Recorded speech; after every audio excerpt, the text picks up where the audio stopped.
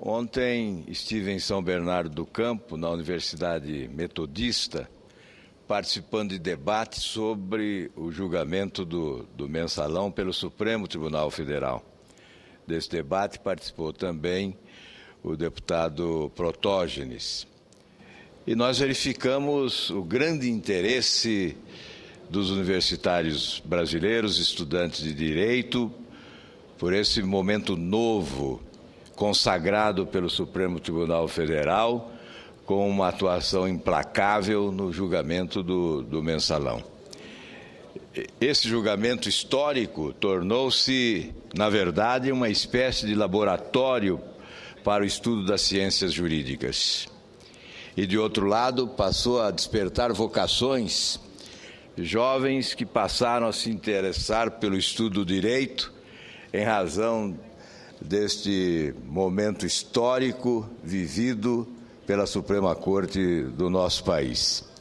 Agradeço o Centro Acadêmico da Faculdade de Direito da Universidade Metodista de São Bernardo do Campo pelo convite, especialmente o seu presidente João Mancuso, que nos proporcionou a oportunidade de conhecermos de perto o pensamento da juventude acadêmica do Brasil, nesse momento proporcionado pelo Supremo Tribunal Federal, que não deixa de ser uma grande lição a todos nós da atividade pública, porque estamos convocados a combater um modelo promíscuo que se estabeleceu no Brasil, que é, sem dúvida, o pai do mensalão ou dos mensalões, esse modelo que, em nome da governabilidade, possibilita a instalação de um balcão de negócios como se isso fosse imprescindível para governar.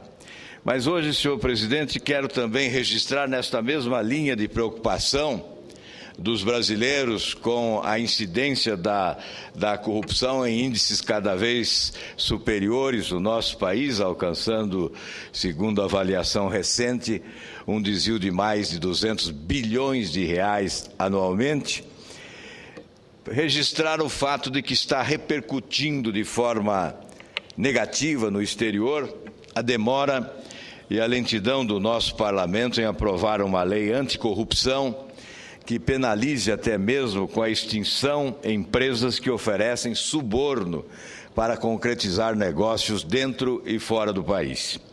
A proposta foi encaminhada pelo governo federal ao Congresso Nacional em 2010.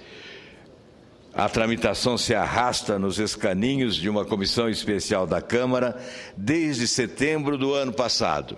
Segundo parlamentares integrantes da mencionada comissão, os expedientes procrastinatórios se devem ao articulado lobby de empresas de engenharia e de construção civil contrárias ao texto do Executivo. Veja, nesta hora, a oposição apoiando um projeto do Executivo.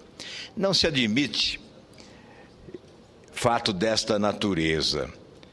A Câmara dos Deputados se curvar ao articulado lobby de empresas de engenharia e de construção civil contrárias ao Executivo, a um texto do Executivo que tem por objetivo reduzir índices de corrupção ou penalizar a corrupção. O mote da proposta paralisada na Câmara é a responsabilização administrativa e judicial das empresas e não apenas de seus representantes, eventualmente envolvidos em atividades ilícitas. Se já tivesse sido aprovada em vigor a lei, poderia, em tese, por exemplo, punir a Delta Construções, a empreiteira envolvida em negociações ilícitas de contratos públicos com o esquema do bicheiro Carlinhos Cachoeira, e cujo ex-diretor foi preso. Pelo menos um dos seus ex-diretores foi preso. Portanto, neste caso, haveria a punição à empresa e não apenas a prisão de um dos seus diretores. Porque o que ocorre é que a empresa Delta continua sendo abastecida generosamente pelo governo da União com recursos extraordinários. Neste ano mesmo, A empresa Delta, apesar da CPI Cachoeira e de todas as denúncias, foi a empresa que teve apenas a Odebrecht à sua frente, mas foi a segunda empresa em valores recebidos do governo da União. Portanto, uma empresa denunciada, investigada, uma empresa que está no epicentro de uma grande crise, de um grande escândalo de corrupção, continua recebendo benefícios extraordinários do governo. No rol de sanções previstas na lei que dormita na comissão especial, a previsão de multa de até 20% do faturamento bruto do último exercício anterior à instauração do processo administrativo. O compromisso em aprovar a lei contra a corrupção foi assumido no momento em que o Brasil foi signatário da Convenção da Organização para a Cooperação e Desenvolvimento Econômico contra o Suborno Transnacional no ano 2000. No início de outubro, o presidente do Grupo de Trabalho da Convenção da OCDE contra o Suborno Transnacional declarou de forma taxativa que o Brasil corre sérios riscos ao não atender plenamente os compromissos da Convenção. Alertou que a organização poderia recomendar às empresas de países membros que não façam negócios com empresas brasileiras. Vale ressaltar que esta organização é integrada por 34 países. Veja como é grave esta situação. Além do que é notório, um desgaste de imagem para o nosso país inevitável, há o prejuízo a empresas brasileiras que certamente se associam a empresas ligadas a esta Organização para a Cooperação e Desenvolvimento Econômico contra o suborno transnacional.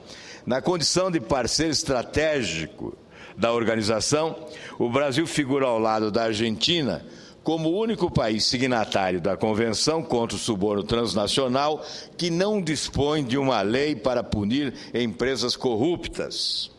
É um péssimo exemplo que oferece o nosso país.